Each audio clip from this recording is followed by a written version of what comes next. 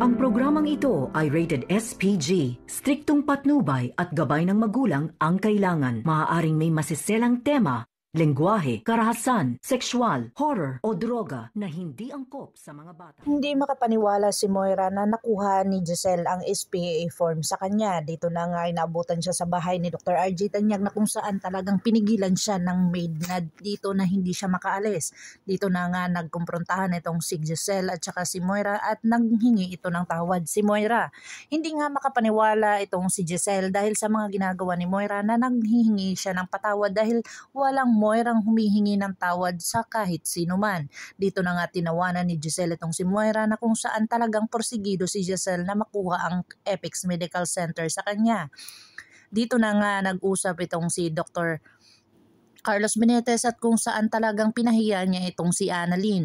Dito na nga pinaalis niya si Annalyn na kung saan hindi nga ito pwedeng mag-stay doon sa OR kung saan hindi nga sila magkasundo sa kanilang mga desisyon.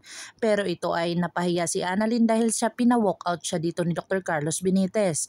Nagulat si Dr. Lindon sa mga ginagawa ni Dr. Carlos Benitez dahil sa kalagitnaan sila ng surgery. Dito na nga sinabi ni Dr. Lindon kay Annalyn na umalis na lamang.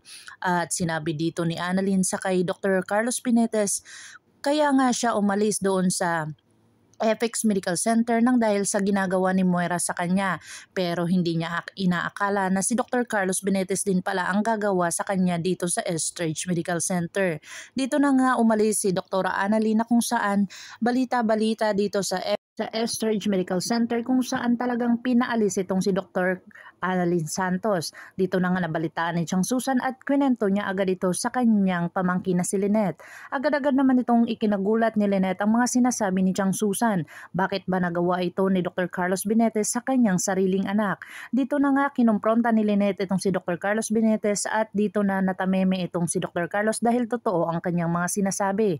Agad-agad naman itong si Zoe tumawag sa kanyang Lolo Pepe na kung saan gusto niya itong makipagkita at gusto niya manghingi ng sorry dahil hindi niya nga or wala nga siyang kasalanan sa lahat ng mga nangyari.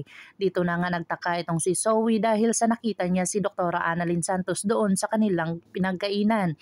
Hindi niya inaakala na set up pala yun ni Don Pepe na dalawa sila ang magkasama. Kasi sabi nga ni Don Pepe sa kanya na manghingi siya ng tawad hindi lang sa kanya kundi kay Annalyn din dahil malaki din ang kasalanan niya dito kay Annalyn Santos na kung saan talagang dilubyo ang kanilang ginagawa nilang mag-ina.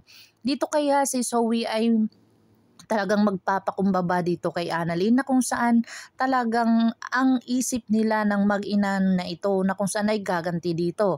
Abangan natin ang mga susunod pa na episode na ito, ang abot kamay na pangarap. If you like my story, please like, share, and subscribe para ma-update po kayo sa mga susunod pa.